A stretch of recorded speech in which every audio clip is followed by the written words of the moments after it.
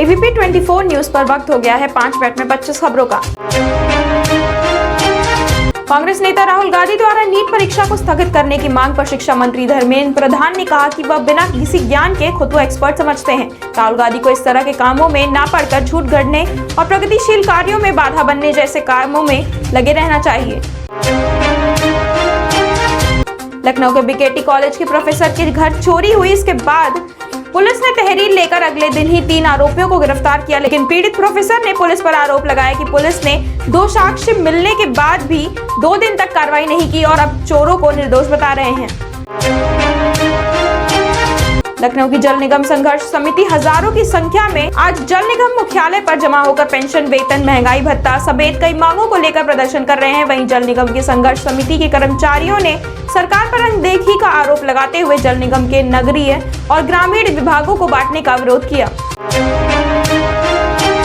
राजधानी लखनऊ के अमीनाबाद चौकी के सामने लगभग 1 महीने से खराब सड़क के चलते नगर निगम की लापरवाही का अंदाजा लगाया जा सकता है। दरअसल खराब सड़क कई हादसों का कारण बन चुकी है, लेकिन उसके बाद भी नगर निगम द्वारा कोई कार्रवाई नहीं की जा रही। राजधानी के बलरामपुर अस्पताल के पास खड़ी अवध बस डिपो में आग लगने से हड़कंप मच गया। हालांकि इस हादसे में किसी को कोई नुकसान नहीं पहुंचा।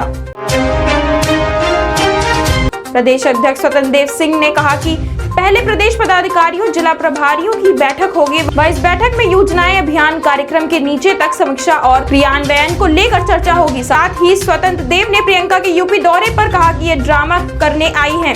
सबने सपा, बसपा, कांग्रेस का हाल और गुंडागर्दी देखी है। उत्तर प्रदेश के देवरिया पुलिस ने ऐसे गिरोह के 4 सदस्यों को पकड़ा जो अपने हाथों में एमसील केमिकल लगाकर ठग करते हैं। पुलिस ने गिरोह को 52,000 रुपए और अन्य सामान के साथ गिरफ्तार किया। उत्तर प्रदेश के जनपद मुरादाबाद में दंगल प्रतियोगिता में कुश्ती के दौरान उत्तराखंड से आए पहलवान की गर्दन टूटने से मौत हो गई। आगरा में अवैध नशे की दवाओं का कारोबार करने वाले पंकज गुप्ता समेत 6 दवा माफियाओं की 6.16 करोड़ रुपए की संपत्ति को कुर्क किया गया। साथ ही आरोपियों के खिलाफ गैंगस्टर एक्ट के तहत मुकदमा भी दर्ज किया गया। झारखंड में विधानसभा नमाज कक्ष को लेकर चल रहे विवाद पर विधायक सरफराज अहमद ने कहा कि विधानसभा कमेटी तय करे ये ठीक है या नहीं। यह परंपरा बाबूलाल मरांडी के समय से चली आ रही है। त्रिपुरा में बीते दिन सत्तारूढ़ मुख्य विपक्षी माकपा के कार्यकर्ताओं के बीच हुई हिंसक झड़प से नाराज माकपा नेता सीताराम येचुरी ने ट्वीट कर कहा कि भाजपा विपक्ष से इतनी डरी हुई क्यों है। ये हमले निंदनीय हैं और इन्हें तुरंत रोकने चाहिए।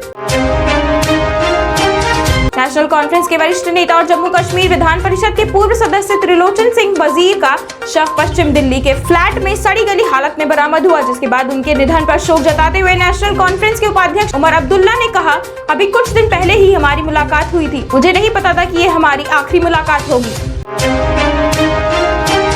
हरियाणा के करनाल में प्रदर्शन कर रहे किसानों पर वाटर कैनन की निंदा करते हुए कांग्रेस के मुख्य प्रवक्ता रणदीप सुरजेवाला ने सरकार से पूछा कि तालिबान से बात करने वाली नरेंद्र मोदी सरकार देश के किसानों से बातचीत क्यों नहीं कर सकती।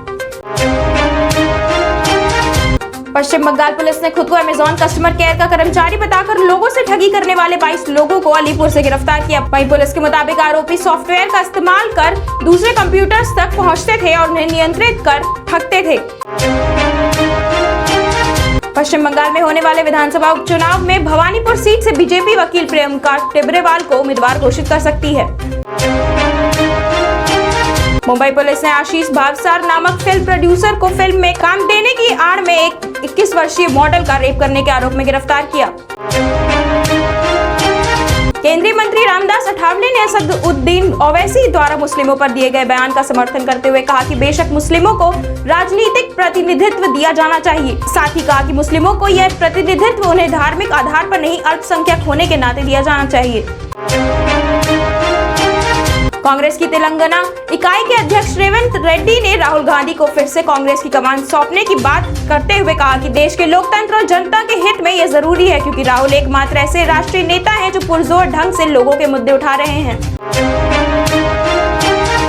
कोरोना महामारी के चलते डिजिटली आयोजित होने वाले 13वें ब्रिक्स शिखर सम्मेलन को प्रधानमंत्री नरेंद्र मोदी की अध्यक्षता में किया जाएगा। इस सम्मेलन में ब्राजील, भारत, रूस, चीन और दक्षिण अफ्रीका शामिल हुए।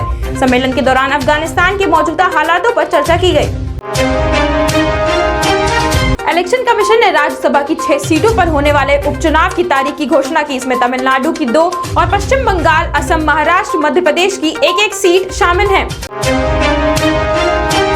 बीसीसीआई ने आगामी T20 वर्ल्ड कप के लिए टीम इंडिया की घोषणा करते हुए महेंद्र सिंह धोनी को टीम का मेंटोर बनाया।